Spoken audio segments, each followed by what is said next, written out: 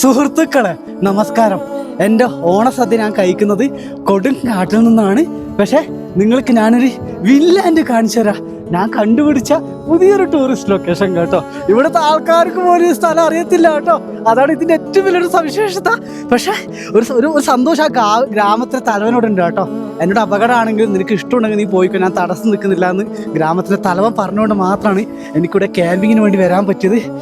നല്ല മുട്ടക്കറിയും നാരങ്ങ കണ്ടോ, നാരങ്ങ പീന് ഒഴിക്കുക.